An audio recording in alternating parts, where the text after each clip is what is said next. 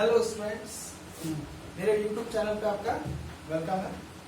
आज का हमारा टॉपिक है फिजिकल वर्ल्ड। जैसा कि पहला चैप्टर ही आप लोग जानते होंगे एनसीईआरटी में फिजिकल वर्ल्ड, और हमारे सिलेबस का ही पहला चैप्टर है फिजिकल वर्ल्ड क्लास 11 के लिए।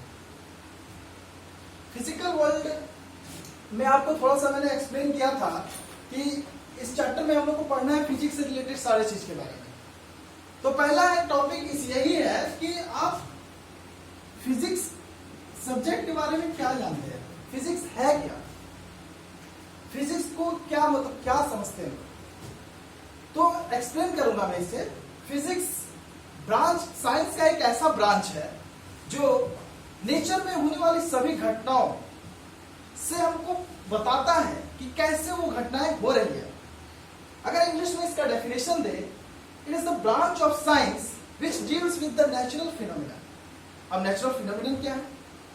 तो मेरा बोलना, ये पंखा का चलना, हवाओं का चलना, सड़क पे बाइक का चलना, सूरज का उगना, सूरज का डूबना, ये सब नेचुरल फिनोमिना है। आपका रंग बिरंगा सारा चीज देखना, ये सब जितने कलर नजर आते हैं, ये सब नेचुरल फिनोमिना है। इसका स्टडी क्या है?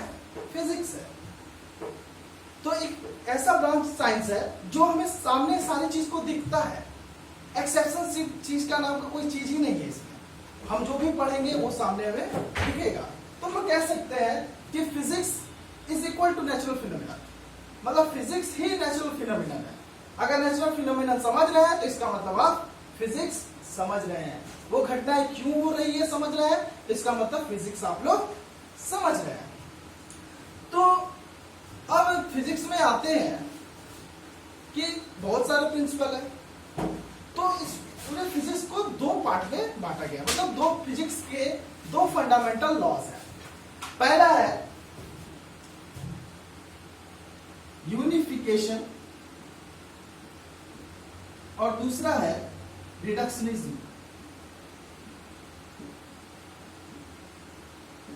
पहला है क्या? यूनिफिकेशन, और दूसरा है रिडक्शनिज्म। अब यूनिफिकेशन क्या है? तो यूनिफिकेशन के बारे में थोड़ा सा हम लोग देखते हैं कि यूनिफिकेशन है क्या। यूनिफिकेशन में हम वैसे चीज का स्टडी करते हैं जिसमें एक लॉ से हम लोग क्या कर सकते हैं, बहुत सारी चीज को एक्सप्लेन कर सकते हैं। जैसे ग्रेविटेशन, आप लोग जानते हैं गुरुत्वाकर्षण। गुरुत्वाकर्षण अगर हम लोग समझ रहे हैं, अगर उसके लॉ को जान रहे हैं कि दो वस्तुएं एक दूसरे को जिस आकर्षण बल से खींचती है, गुरुत्वाकर्षण बल बोलते हैं।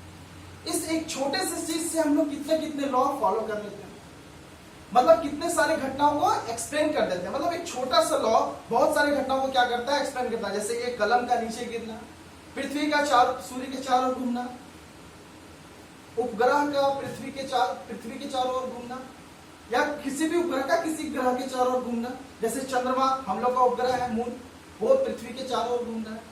तो ये सब यूनिफिकेशन में आ जाते हैं कि एक छोटे से लॉ से हम किसी बहुत सारी नेचुरल फिनोमिना को क्या करें, एक्सप्लेन कर सकें। जैसे कि आप लोग का, हम लोग अगर चले मैक्सवेल के एक सूत्र दिए है मैक्सवेल, जिसमें 4 इक्वेशंस। ये 4 इक्वेशंस पूरे इलेक्ट्रोडायनेमिक्स को या इलेक्ट्रोमैग्नेटिज्म को एक्सप्लेन कर देते हैं। तो एक छोटा सा एक इक्वेशन पूरे इलेक्ट्रोमैग्नेटिज्म को एक्सप्लेन कर देता है। तो ये सब यूनिफिकेशन में आते हैं। अब रिडक्शनिज्म क्या है? रिडक्शनिज्म मतलब बांटना। मतलब किसी भी चीज को हमको पढ़ना है तो हम उसे क्या करते हैं, छोटे छोटे रूप में बांटते हैं। जैसे कि मुझे पढ़ना है मोटर के बारे में, इलेक्ट्रिक मोटर। आप लोग पढ़े होंगे क्लास 10 में इलेक्ट्रिक मोटर के बारे में, यानी विद्युत मोटर के बारे में। तो हम लोग विद्युत मोटर के बारे में पहले क्या करते थे, क्या है डेफिनेशन पढ़ते थे। फिर उसके पार्ट्स के बारे में पढ़ने के लिए क्या करते थे, आर्मेचर अलग हो गया। फिर हम लोग देखते थे कि आर्मेचर के बगल में जो चुंबक रखे रहते हैं। फिर आपका ब्रूश हो गया, फिर स्प्लिट रिंग्स हो गए, यानी वलय जो आप लोग बोलते हैं। तो सब टुकड़ों में पढ़ रहे हैं हम लोग, मतलब एक बड़े चीज को छोटे छोटे पार्ट में पढ़ रहे हैं। तो इसको बोलते हैं हम लोग रिडक्शनिज्म में आते हैं। ठीक है, मुझे लगता है कि आप लोग ये क्लियर हो गया होगा कि यूनिफिकेशन और रिडक्शनिज्म में क्या डिफरेंस। अब आते हैं, तीसरा मेरा टॉपिक है फिजिकल स्कोप एंड एक्साइटमेंट। मतलब फिजिक्स का क्या स्कोप है और एक्साइटमेंट मतलब क्या, मतलब हम लोग क्या क्या उससे जानकारी, ठीक है।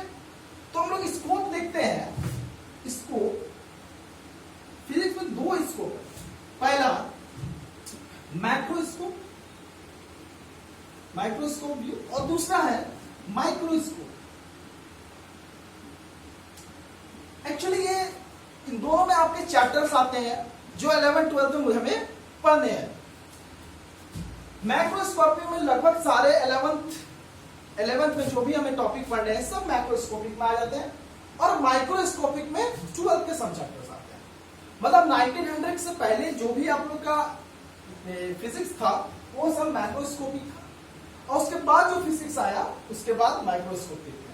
माइक्रोस्कोप मतलब बृहद ढंग से, मतलब कोई बड़े चीज को जिसको हम देख रहे हैं, जिसको हम क्या कर रहे हैं, देख के समझ पा रहे हैं, हाँ ये चीज हो रहा है, तो इसको हम सब माइक्रोस्कोपिक में आते हैं।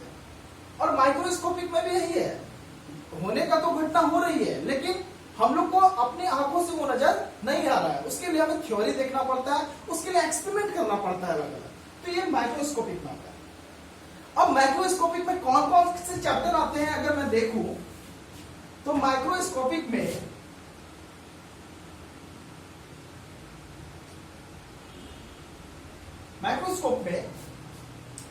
पहला है मैकेनिक्स, दूसरा आता है थर्मोडायनेमिक्स,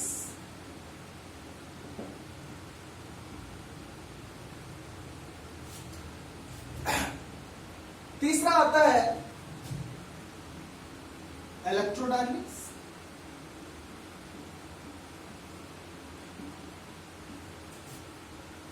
चौथा है ऑप्टिक्स, चौथा क्या है ऑप्टिक्स। तो मतलब इतने सारे चैप्टर आपको इसमें आते हैं मैक्रोस्कोपिक में। तो मैक्रोस्कोपिक में मैकेनिक्स में अगर हम लोग डिटेल में जाए कि मैकेनिक्स में मुझे क्या क्या पढ़ने हैं, तो मैकेनिक्स में मैं उस दिन भी पिछले वीडियो में भी मैंने बताया कि मैकेनिक्स लगभग जो भी मोशन से अंडर आ रहा है सब मैकेनिक्स में आते हैं। जैसे आपका हो गया मोशन आ गया, दूसरा आपका हो गया सर्कुलर मोशन,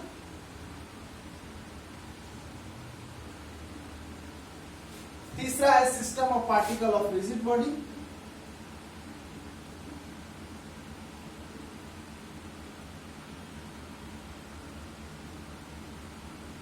फिर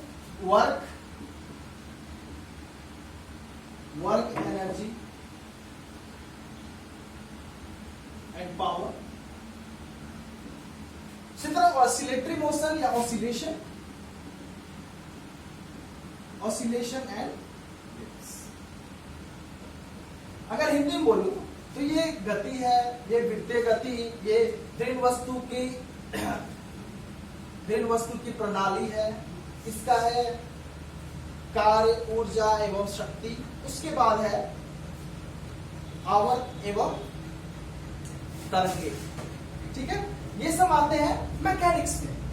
उसके बाद है थर्मोडायनेमिक्स मतलब उष्मागतिकी में हमारे चैप्टर्स आते हैं। आप लोग जानते हैं थर्मोडायनेमिक्स में क्या है, थर्मोडायनेमिक्स लॉज है, जैसे कि न्यूटन का लॉ है, उसमें थर्मोडायनेमिक्स में के 3 लॉ दिए गए हैं। उसके बाद आप लोग का उष्मा इंजन यानी हीट इंजन के बारे में है, रेफ्रिजरेटर के बारे में है, मतलब हीट से रिलेटेड जितना चीज हम लोग पढ़ सकते थे वो सब आपके आते हैं थर्मोडायनेमिक्स में, यानी उष्मागतिकी में। उसके बाद हमारा कौन सा चैप्टर, इलेक्ट्रोडायनेमिक्स में आपके कौन कौन से चैप्टर है। इलेक्ट्रोडायनेमिक्स आप लोग क्लास 10 में थोड़ा सा भी पढ़े होंगे, चार्ज यानी आवेश से रिलेटेड चैप्टर सब, आवेश होगा, धारा है, विभव है, ये सब किसमें आते हैं, इलेक्ट्रोडायनेमिक्स।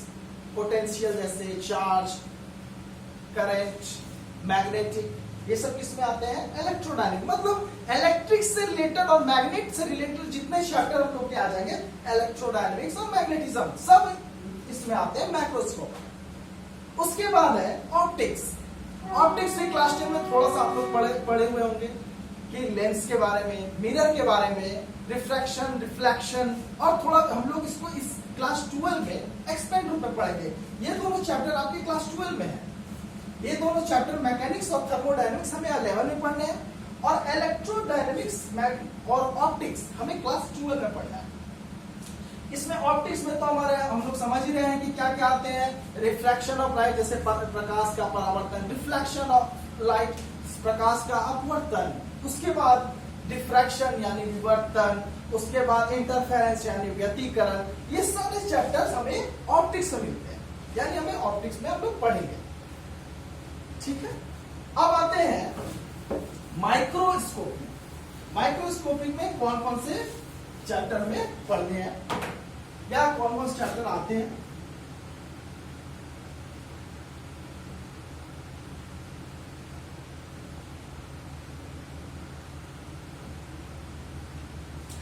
माइक्रोस्कोप में एक चैप्टर है, वो है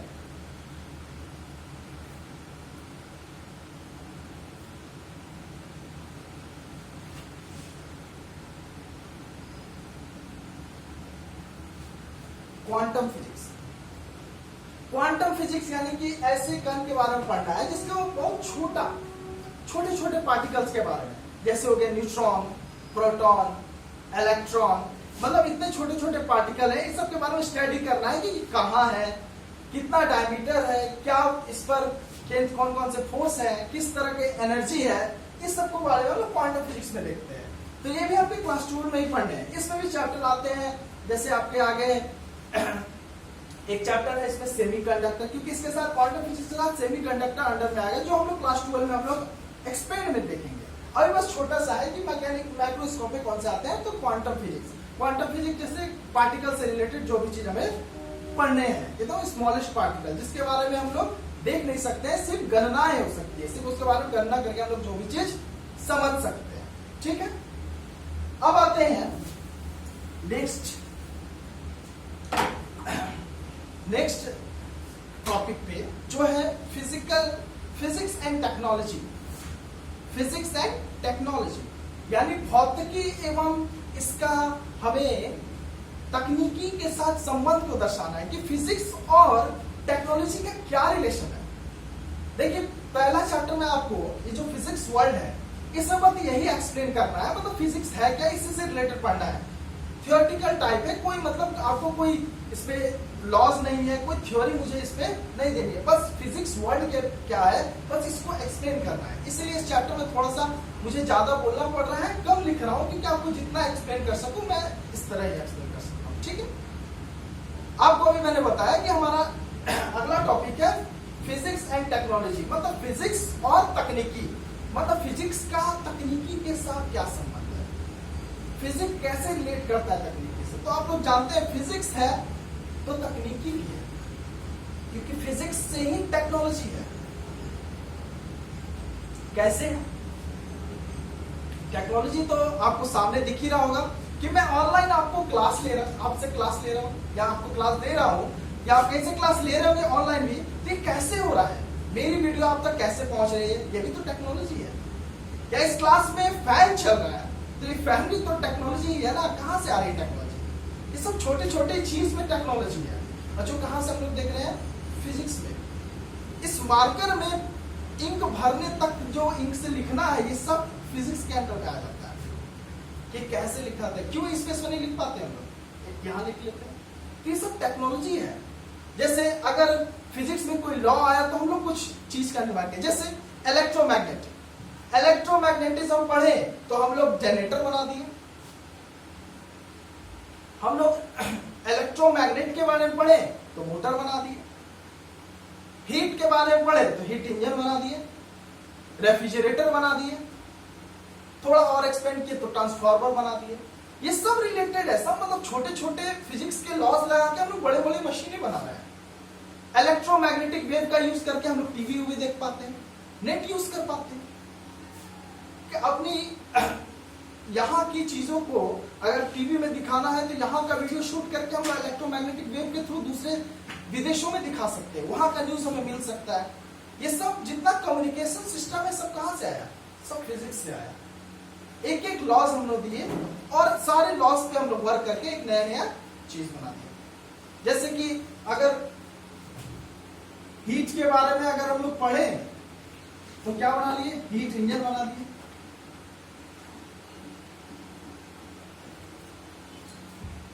स्टीम के बारे में पढ़े थे, स्टीम इंजन बनाते हैं। स्टीम इंजन वर्क में थोड़ा सा कम था, एफिशिएंसी कम थी, तो हम लोग हीट इंजन बना दिए।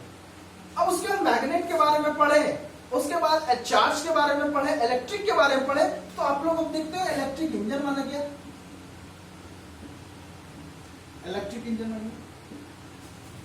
इलेक्ट्रोमैग्नेटिक इंडक्शन के बारे में पढ़े, तो इलेक्ट्रोमैग्नेटिक इंडक्शन का क्या लॉज यूज करके, एक उसका प्रैक्टिकल करके, जापान आज इलेक्ट्रोमैग्नेटिक इंडक्शन का यूज करके ट्रेन चला रहा है, जो लगभग 300-400 किलोमीटर पर आवर की स्पीड से चलती है।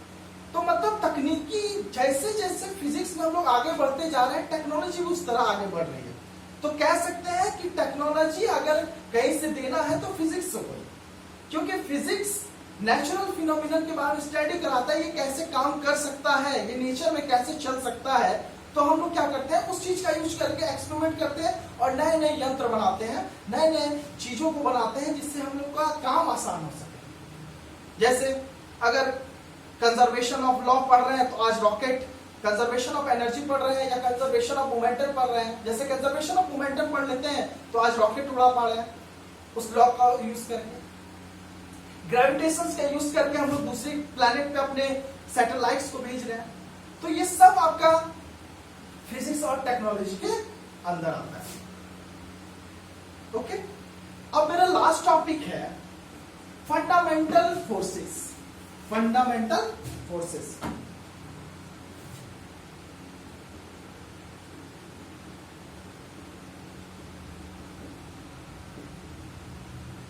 मतलब मूल रूप से जो बल है, मतलब मूलभूत बल, फंडामेंटल फोर्सेस।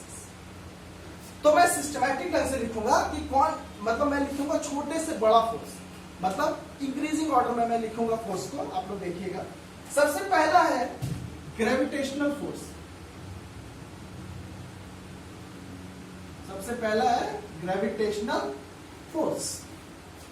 इसको हिंदी में बोले तो हम लोग बोलते हैं क्या, गुरुत्वाकर्षण,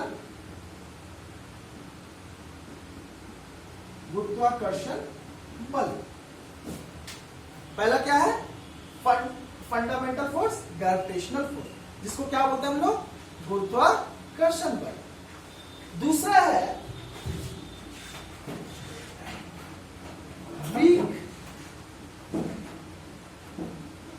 न्यूक्लियर फोर्स, यानी कमजोर या क्षीण, बोले कमजोर या क्षीण नाभिकीय बल। कमजोर नाभिकीय बल। उसके बाद आता है आपका तीसरा,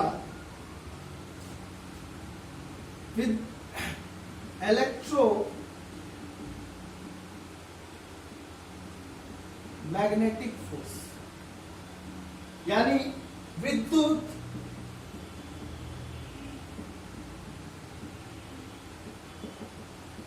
चुंबकीय बल। और लास्ट है 4, जो है स्ट्रॉन्ग न्यूक्लियर फोर्स, यानी शक्तिशाली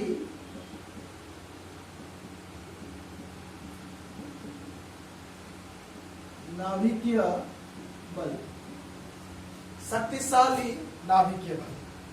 अब चारों फोर्स फंडामेंटल फोर्स है, थोड़ा थोड़ा मैं इसे एक्सप्लेन कर देता हूं। ऐसे ये सारे फोर्स आप लोग 11th और 12th में डिटेल से पढ़ेंगे। तो सबसे पहला है ग्रेविटेशनल फोर्स, यानी गुरुत्वाकर्षण बल। गुरुत्वाकर्षण बल क्या है, गुरुत्वाकर्षण बल क्या है, ग्रेविटेशनल फोर्स एक ऐसा फोर्स जो किसी दो वस्तु यानी दो बॉडी के बीच में अट्रैक्शन फोर्स है। मतलब दो बॉडी के बीच में लगने वाला अट्रैक्शन फोर्स ही क्या है, ग्रेविटेशनल फोर्स। ग्रेविटेशनल फोर्स जैसे कि आप लोग जानते हैं कि पृथ्वी चंद्रमा को अपनी ओर खींच रही है, चंद्रमा पृथ्वी को अपनी ओर खींच रहा है, मतलब दोनों एक दूसरे का अट्रैक्ट कर रहे हैं। तो ये क्या है, मेरा ग्रेविटेशनल फोर्स है। ठीक है। उसके बाद है वीक फोर्स। थोड़ा सा और ग्रेविटेशनल फोर्स के बारे में बता देता हूं कि इसको मीडियम का जरूरत नहीं है, मतलब ये मीडियम पे निर्भर नहीं करता है कि किस मीडियम में रखा गया है। जहां भी हो इसका वैल्यू दोनों वस्तुओं के मास पे और डिस्टेंस पे डिपेंड करता है। क्लियर? उसके बाद है वीक न्यूक्लियर फोर्स, कमजोर नाभिकीय बल। जब आप लोग आगे क्लास में पढ़िएगा कि यूरेनियम पार्टिकल से जब बीटा डीके होता है, थोड़ा सा आपको ऊपर जा रहा होगा ये सब चीज, आगे क्लास में आप लोगों को पढ़िएगा तो मजा आएगा। थोड़ा सा आप समझ जाइए कि जो बीटा डीके एक तरह का डीके है, मतलब एक तरह का हानि है। जब यूरेनियम को कहीं रखा जाता है तो एक दूसरे रेडिएशन छोड़ता है, तो सबको मालूम है। तो वही रेडिएशन में बीटा डीके छूटता है। तो ये बीटा डीके में जो फोर्स लगता है न्यूक्लियस से न्यूट्रॉन और न्यूट्रॉनियों के बीच, ये सब जो एकदम मतलब रियरली फोर्स है सब, तो इसको बोलते हैं हम लोग कमजोर नाभिकीय बल, वीक न्यूक्लियर फोर्स। क्योंकि ये सब के पार्टिकल न्यूक्लियस से टूट टूट के निकलते हैं, तो कैसे टूटा, तो ये सब यही वीक न्यूक्लियर फोर्स, मतलब कमजोर है ये फोर्स। तो ये बीटा डीके में ये फोर्स आपको बढ़ाया जाएगा। ठीक है? उसके बाद है electromagnetic force. Electric field, magnetic field आप लोग क्लास 10 में पढ़े होंगे, तो इसके बारे में तो मैं डिटेल्स ज्यादा दूंगा नहीं, क्योंकि आगे क्लास 12 में भी आपको इसके बारे में पढ़ाया जाएगा। ठीक है? तो इलेक्ट्रोमैग्नेटिक फोर्स क्या है? इलेक्ट्रिक फील्ड और मैग्नेटिक फील्ड में जो फोर्स लगते हैं ना, डायरेक्ट उसको हम लोग बोल सकते हैं कि वो इलेक्ट्रोमैग्नेटिक फोर्स है। बस क्लियर? ये फोर्स जो है आपका रिपल्सन भी हो सकता है, अट्रैक्शन भी हो सकता है, रिपल्सन भी हो सकता है और अट्रैक्शन भी हो सकता है। ठीक है? उसके बाद है स्ट्रॉन्ग न्यूक्लियर फोर्स। क्या है? Strong nuclear force. ये सबसे ज्यादा ताकतवर यानी शक्तिशाली यानी स्ट्रॉन्गेस्ट फोर्स है। ये सबसे वीकेस्ट फोर्स है और सबसे ये स्ट्रॉन्गेस्ट फोर्स है। ये neutron neutron, proton proton, proton neutron के बीच में वर्क करने वाला फोर्स है। ये किसी भी न्यूक्लियस में न्यूट्रॉन और न्यूट्रॉन के बीच में भी लग सकता है, प्रोटॉन और प्रोटॉन के बीच में लग सकता है। तो आप लोग सोच रहे होंगे कि प्रोटॉन प्रोटॉन के बीच में लगा तो न्यूक्लियस को टूट जाना चाहिए, नहीं। इसी को हम लोग जो है क्वांटम फिजिक्स यानी क्वांटम फिजिक्स में पढ़ते हैं। ठीक है? तो यही शक्तिशाली नाभिकीय बल क्या है? न्यूट्रॉन न्यूट्रॉन, प्रोटॉन न्यूट्रॉन के बीच में जो लगने वाला फोर्स है वो क्या है? Strong nuclear force. इसका जो ऑर्डर होता है वो 10 टू द पावर -15 मीटर होता है। वीक फोर्स जो है कमजोर नाभिकीय बल, इसका 10 टू द पावर 14 से वही 10 टू द पावर -15 का रेंज है। लेकिन इसका रेंज क्या है? 10 टू द पावर -15, जो क्या है? इसका जो ऑर्डर होता है वो 10 टू द पावर -15 मीटर, जो कि एक न्यूक्लियस का क्या है? रेडियस है। अगर इन फोर्सेस का रेशियो का बात करें तो इनका कुछ रेशियो इस प्रकार है कि स्ट्रॉन्ग न्यूक्लियर फोर्स को अगर 1 माने हम, सबसे शक्तिशाली इसमें 1 मान लेते हैं, तो इनका जो रेशियो है 1, शक्तिशाली न्यूक्लियर फोर्स का 1 हो गया। इलेक्ट्रोमैग्नेटिक फोर्स का 10 to the power -2, weak nuclear force का 10 टू द पावर -30 और ग्रेविटेशनल फोर्स का 10 टू द पावर -31 का रेशियो रहता है। यानी कह सकते हैं कि 1 ratio 10 to the power -2, 1 ratio 10 to the power -2 ratio 10 to the power -13 ratio 10 to the power -31। ये उनका इस सब फोर्स का क्या है? रेशियो है। मतलब gravitational force, weak force, electromagnetic force और स्ट्रॉन्ग फोर्स का क्या है? रेशियो है। ठीक है? तो आशा करता हूं आप सबको मेरा वीडियो अच्छा लगा होगा।